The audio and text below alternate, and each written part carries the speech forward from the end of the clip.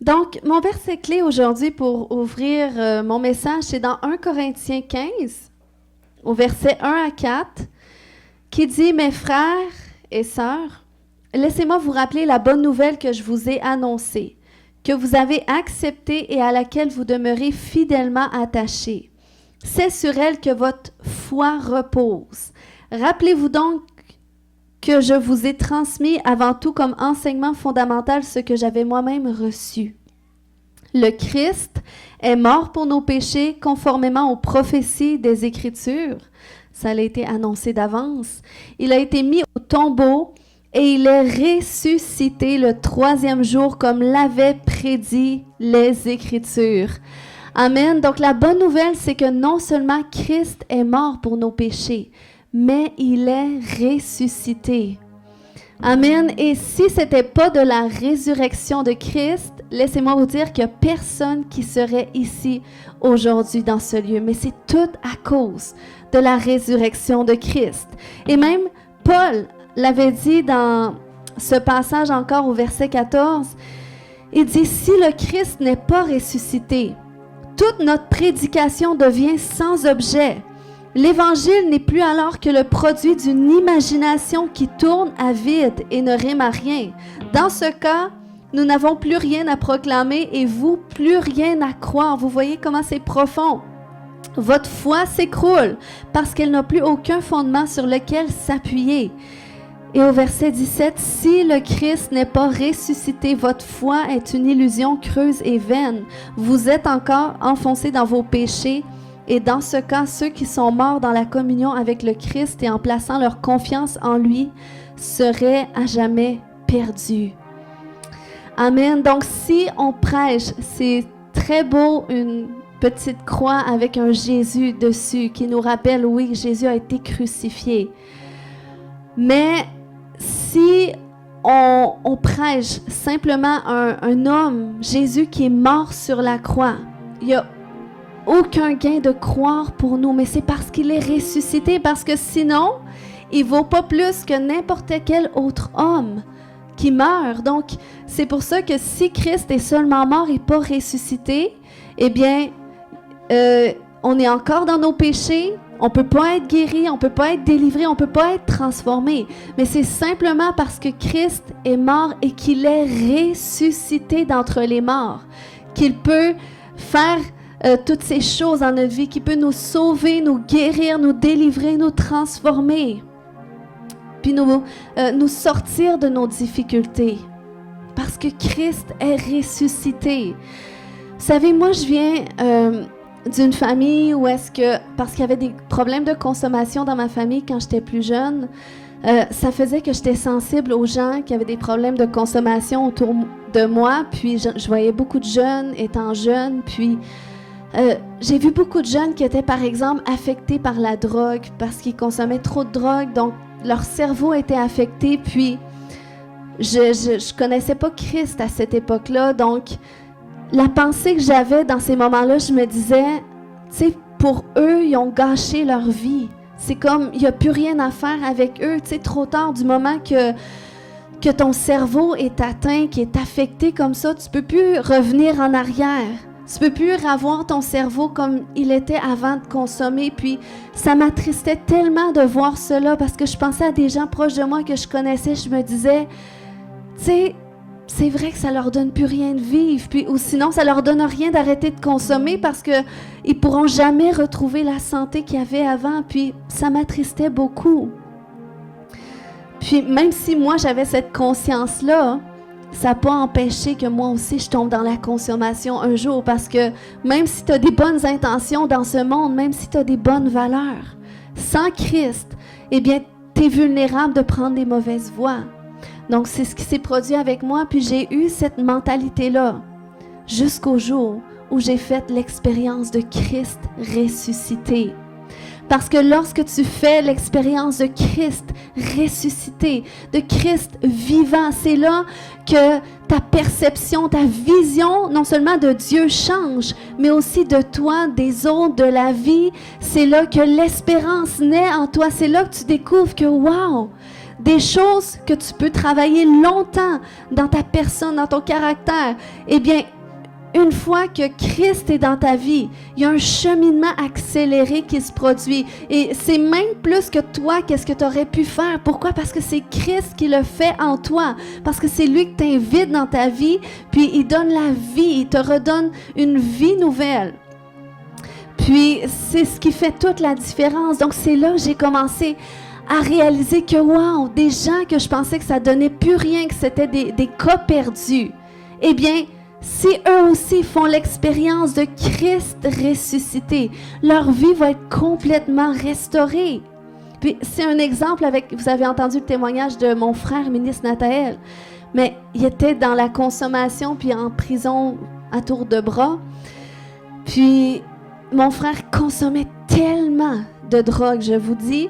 Puis si Christ serait pas venu dans sa vie, premièrement, il s'en aurait pas sorti. Mais c'est vraiment un miracle de le voir comme vous le voyez aujourd'hui. Nous, on l'a connu avant, c'est vraiment un miracle parce qu'il était atteint.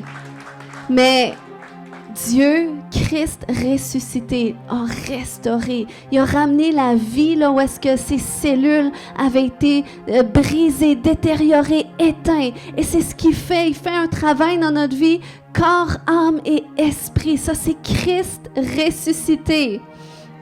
Amen. Alléluia. Puis, je vous dis, c'est ce qui distingue la foi chrétienne de toute autre religion du monde ou philosophie du monde. OK? C'est que notre foi, en tant que chrétien, n'est pas simplement basée sur des croyances, mais elle est basée sur une expérience et des expériences, parce que tu n'es pas simplement appelé à vivre une expérience avec Christ. Mais ça commence comme ça commence par une expérience et c'est ce qui fonde notre foi, associé bien sûr à ce que dit la parole. Puis, c'est ce qui fait en sorte que nous ne sommes plus seulement des croyants, mais nous devenons des témoins. Puis un témoin témoigne de qu'est-ce qu'il a vu, de qu'est-ce qu'il a entendu, de qu'est-ce qu'il a vécu. Et tu peux pas contredire un témoin parce qu'il a vécu la chose, il a vu la chose. Donc, c'est pour ça que la parole d'un témoin, elle est toujours importante, même en cours. Même devant la justice, c'est important. Un témoin, c'est un témoin. Un témoin, il a vu, il a entendu, il a fait l'expérience. Et c'est la même chose avec Christ. Et c'est pour ça que Jésus avait dit à ses disciples, parce que lorsqu'il est mort, il est ressuscité après le 3e jour. Et là, la Bible nous dit qu'il a resté 40 jours, 40 jours avec ses apôtres à leur enseigner les principes du royaume. Puis, il leur avait dit, avant de rentrer dans votre appel, OK, parce que moi, je vous appelle à aller faire des nations, des disciples. Il dit, avant de rentrer dans votre appel, attendez le cadeau que j'ai promis de vous donner, le Saint-Esprit qui va venir sur vous et vous serez pas simplement des croyants qui vont partager leur foi, mais vous serez des témoins, OK, par la puissance du Saint-Esprit. Et c'est là que vous serez mes témoins à Jérusalem, dans la Judée, dans la Samarie et jusqu'aux extrémités de la terre. Donc, par le Saint-Esprit qui viendrait sur eux, ça serait plus facile d'être des témoins, de pouvoir témoigner continuellement de qu'est-ce que Christ fait. Parce que par le Saint-Esprit, ça fait que ton expérience avec Dieu se renouvelle à tous les jours, grandit, s'accroît. Puis, qu'est-ce que tu vis? Parce que Christ veut pas simplement que tu fasses une expérience avec lui, mais il veut que tu fasses l'expérience d'une vie avec lui. Et c'est ce qui fait toute la différence. Et il n'y a personne qui peut t'enlever ce que tu vis. Amen. Puis, qu'est-ce qui est intéressant, c'est lorsqu'on lit les Écritures, pendant 40 jours, Jésus est resté, il a resté avec ses disciples, leur enseigner les principes du royaume. Et la Bible nous dit dans 1 Corinthiens 15:6 que Jésus s'est montré à plus de 500 personnes. Vous voyez, déjà là, c'est surnaturel en 40 jours, parce qu'il n'a pas été dans les foules, mais il est allé rencontrer des gens, spécifiquement dans leur intimité. Puis, on voit quelques exemples si vous lisez les évangiles. Puis, c'est ça, la résurrection de Christ, ça ne s'est pas arrêté à un fait historique de cette époque-là simplement. Parce que même 50 jours après la résurrection. OK? Ça a été le jour où est-ce que le Saint-Esprit est descendu, le cadeau promis par Dieu, il est descendu dans la chambre haute. Puis, la Bible nous dit qu'il y avait 120 qui ont répondu à l'appel. Jésus en a rencontré 500, mais il y a 120 qui ont obéi, qui ont répondu à l'appel. Ils ont dit, on va attendre, on va s'attendre à Dieu, on ne sait pas ce qui va se passer. Mais là, ils étaient dans la chambre haute, ils priaient Dieu comme ça.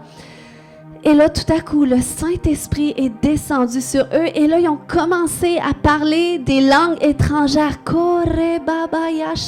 Ils ne savaient pas qu'est-ce qu'ils disaient, ils ne savaient pas qu'est-ce qui se passait. Mais la Bible dit que c'est venu comme des langues de feu sur eux. Et là, ils ont été remplis du Saint-Esprit. Et là, ils ont commencé à parler des nouvelles langues. Et la Bible nous dit cela aussi, que ça fait partie des miracles qui accompagneront ceux qui auront cru en son nom. Ils parleront de nouvelles langues. Et en fait, lorsque tu parles dans des langues étrangères comme ça, que le Saint-Esprit te donne de parler, toi, tu ne sais pas ce que tu dis. Donc, ça ne fait pas de sens pour toi. Puis la Bible dit qu'à cette époque-là, c'était justement, c'était à la Pentecôte. Donc, il y avait plusieurs gens de toutes les nations qui étaient là.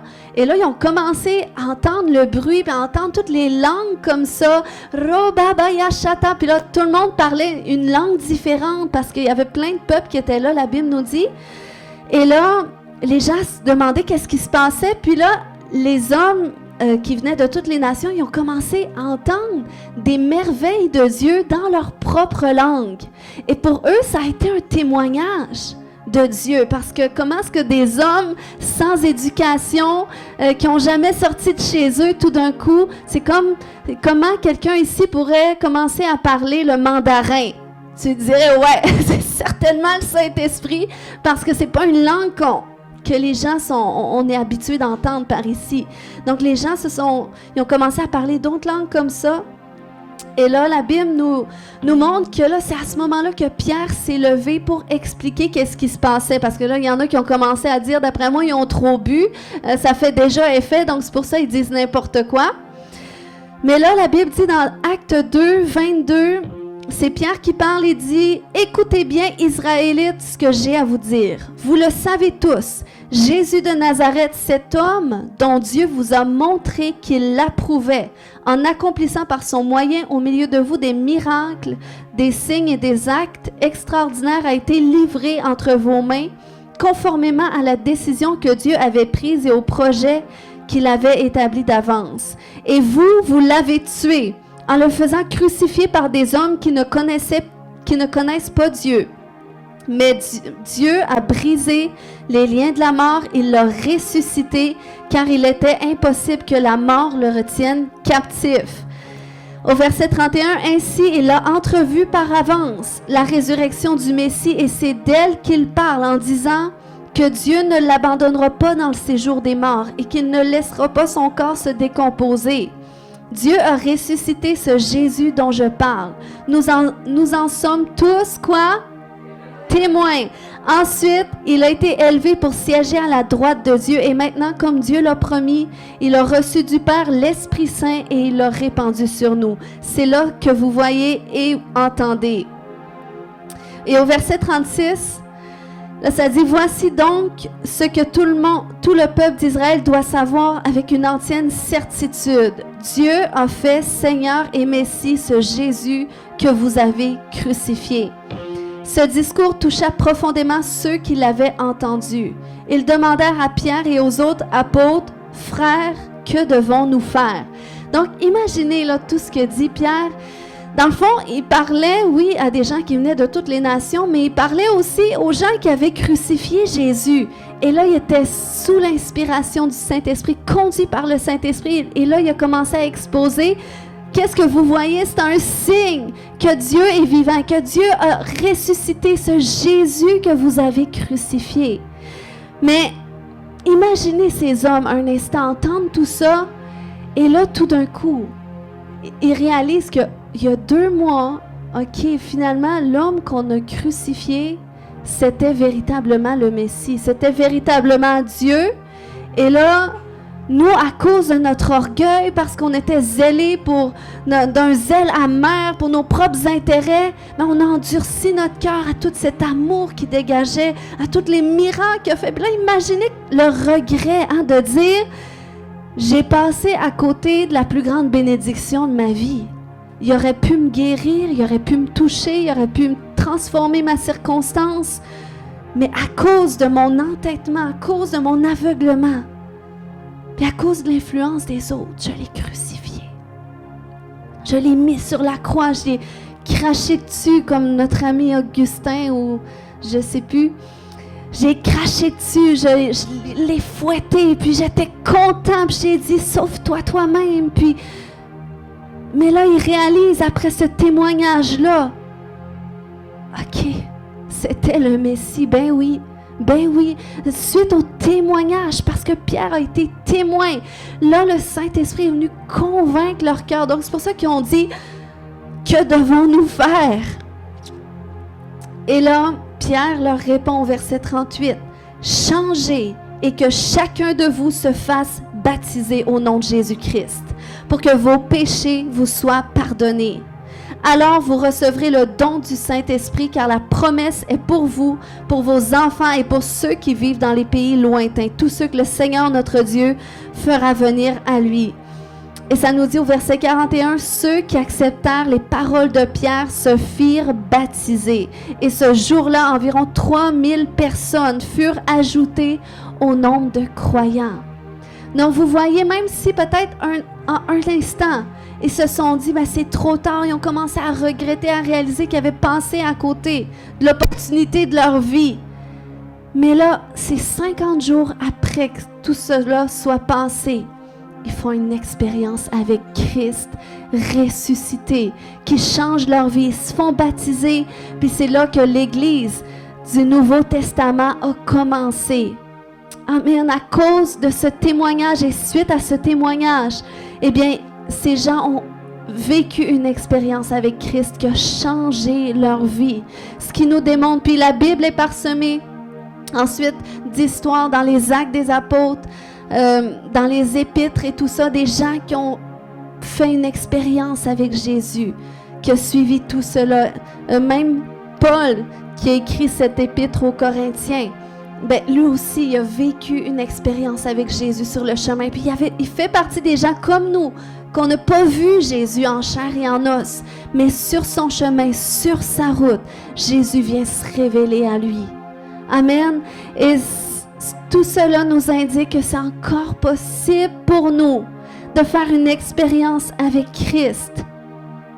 Puis, OK, imaginez un instant, c'est parce que Christ vit que de génération en génération, ça fait longtemps, là, ça fait plus de 2000 ans, mais de génération en génération, il y a des gens qui vivent des expériences nouvelles avec Christ. Moi, je ne sais pas si dans la génération de mes ancêtres, il y a des gens qui ont connu Jésus. Je ne sais pas, c'est passé. Mais je sais que dans ma génération, j'ai fait l'expérience de Christ. Et c'est de là que l'Église est née. Puis si vous êtes là aujourd'hui, c'est parce que vous êtes sur le point de vivre une expérience avec lui qui va changer votre vie si vous le voulez.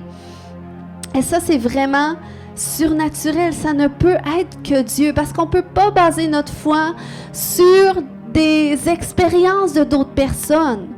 On ne peut pas baser notre foi sur des traditions humaines, sur des religions que l'homme établit, parce que les traditions des hommes finissent par passer d'une génération à l'autre. Ça va faire peut-être 3-4 générations, on reproduit les mêmes traditions, mais à un moment donné, ça va passer. Pourquoi? Parce que ce qui est de l'homme finit par passer. Même la Bible nous dit, dans Actes 5, 38, 39, lorsque les apôtres étaient persécutés à cause de leur témoignage, eh bien, il y a quelqu'un qui a pris leur défense et il a dit, « À présent donc, voici mon avis, ne vous occupez plus de ces hommes et laissez-les partir. De deux choses, l'une, ou bien leur projet et leur œuvre viennent des hommes et dans ce cas, leur mouvement disparaîtra. Ou bien il vient de Dieu et alors vous ne pourrez pas le détruire. Ne prenez pas le risque de lutter contre Dieu. » Donc, ça montre que qu'est-ce que l'homme établit, les traditions des hommes. C'est correct. Je peux enseigner à mes enfants, à tous les matins, on prie à telle heure, tous les soirs, à telle heure, on lit la Bible. Mais ils ne peuvent pas baser leur foi sur cette tradition-là. Mais notre foi doit être basée sur des expériences avec Christ. C'est ce qui va faire que la foi va subsister d'une génération à l'autre. Parce que l'homme est constamment en évolution. Des fois, on est triste de voir, on voit nos belles églises catholiques sont en train de se détériorer. Il n'y a plus de gens qui vont. On est triste de ça parce que ça fait partie de l'histoire de nos villes, de nos régions.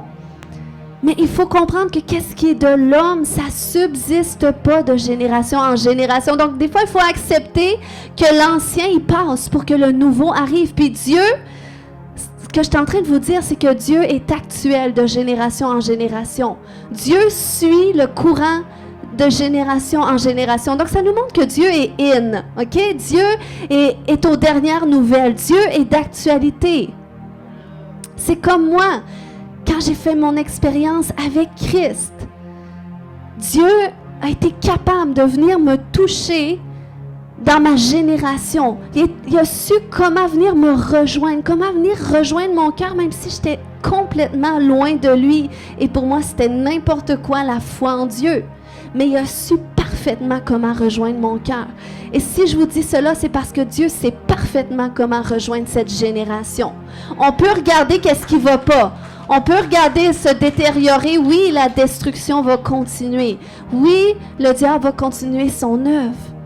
Mais réalisons un instant que nous servons le Dieu de génération qui est pour chaque génération, qui est vivant d'une génération à l'autre. Et d'une génération à l'autre, il sait comment rejoindre les gens.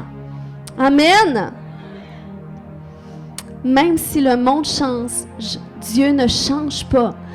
C'est comme lorsque j'ai rencontré mon mari. Pour ceux qui ne savent pas, Dieu m'a fait grâce de pouvoir d'être un instrument de ses mains pour qu'il rencontre Jésus. 2 pour le prix d'un.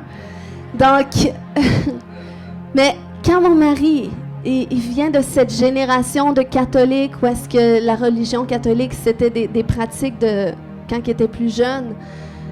Puis quand il voyait comment est-ce que je parlais de Jésus avec tellement de passion, à cause de son expérience avec la religion, ben il se disait, puis il m'a dit aussi, ça va te finir par te passer. J'ai connu ça moi aussi quand j'avais 12 ans, je priais à l'église catholique. Donc, lui, dans sa mentalité, c'est ça va finir par te passer. C'est pour ça qu'il s'en faisait pas trop avec ma passion intense pour Christ. Mais au fil des mois et tout ça, il a vu, puis même peut-être des années, peut-être qu'il s'est dit, une fois marié encore, ça va y passer. Mais il a vu que ça m'a jamais passé. Pourquoi? Parce que ce que je partageais, c'était pas une religion nouvelle, c'était pas l'expérience d'une religion, mais c'était l'expérience de Christ ressuscité, de la vie de Jésus en moi. Et ça, personne ne peut te l'enlever. Amen!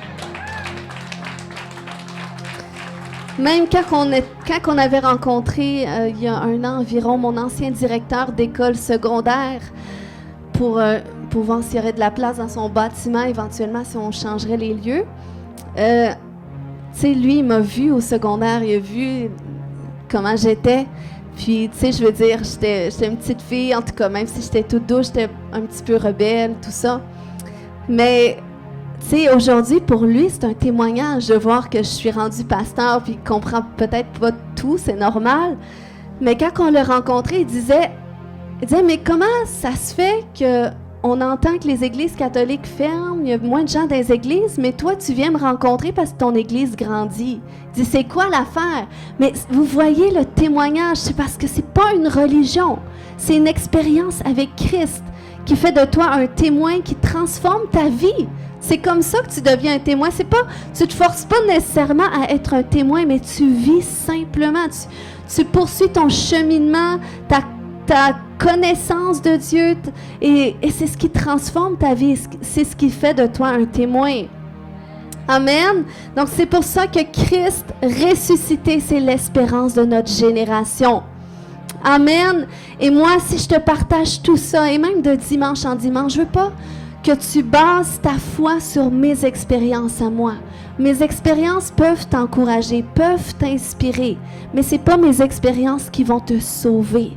mais c'est tes propres expériences avec Christ, parce qu'il veut faire de toi un témoin pour rejoindre des gens dans ton entourage que moi, je ne pourrais jamais rejoindre. Amen. Puis il sait complètement comment les rejoindre. Et laisse-moi te dire, même la Bible dit la création. Les gens du lac Saint-Jean, du Québec, soupirent après la révélation de ceux qui ont fait l'expérience de Christ ressuscité. Amen. Alléluia.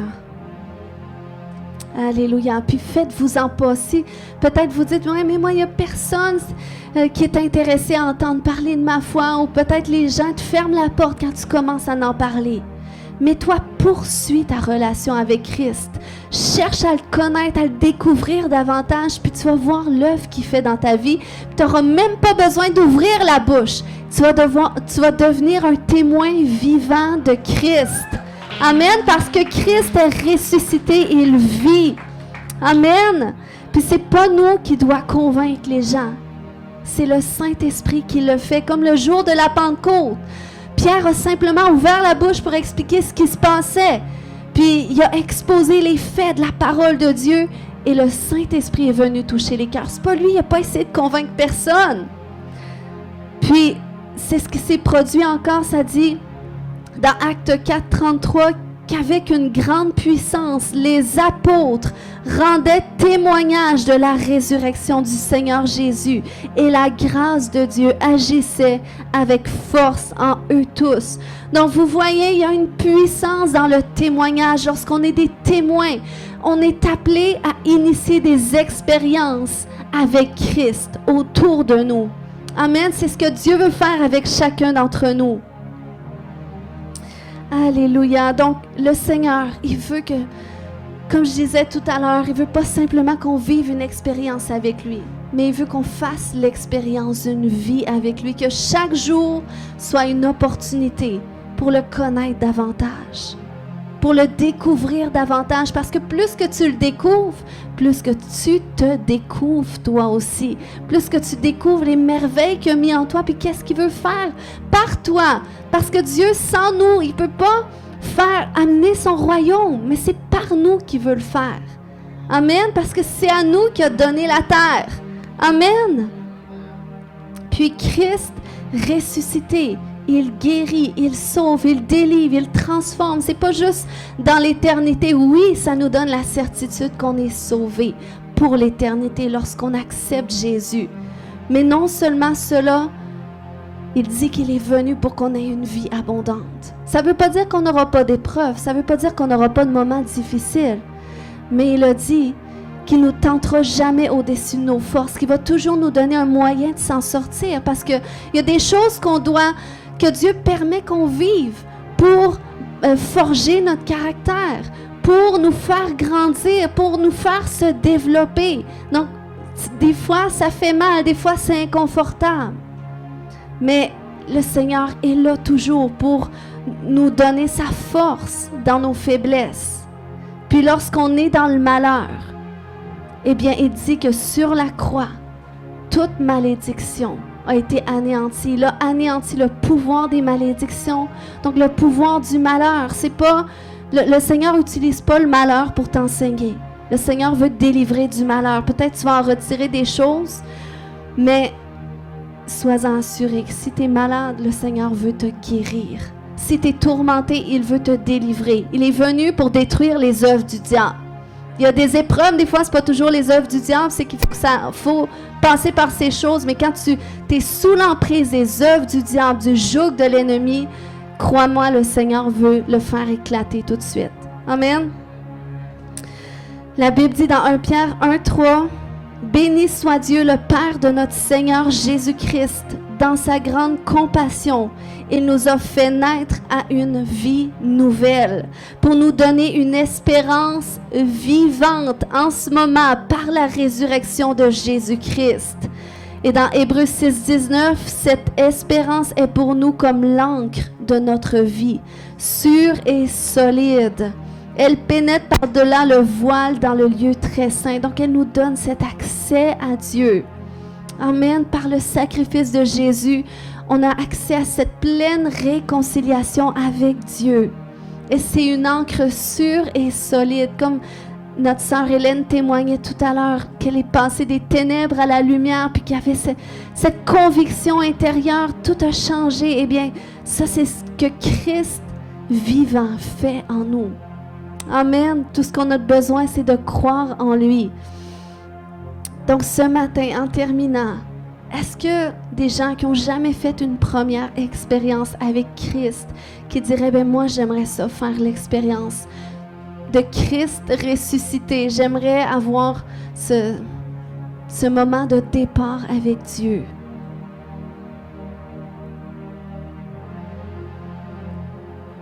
Tout le monde ne fait ça pas. La Bible dit dans Romains 10, 9 à 11, « Si de ta bouche tu déclares que Jésus est Seigneur et si dans ton cœur tu crois que Dieu l'a ressuscité, tu seras sauvé.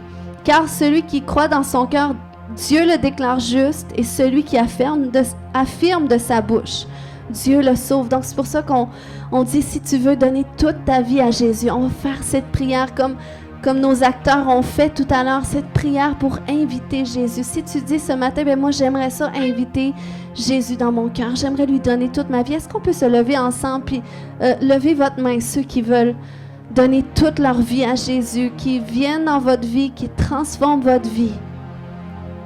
Amen. Est-ce qu'il y a une autre main ce matin qui dit oui, je vois cette main, je vois cette main, je vois cette main, je vois cette main. Alléluia.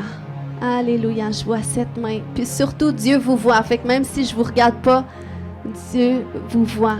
Alléluia. Et il vous accepte. Si on peut simplement dire, Seigneur Jésus, je viens à toi, tel que je suis.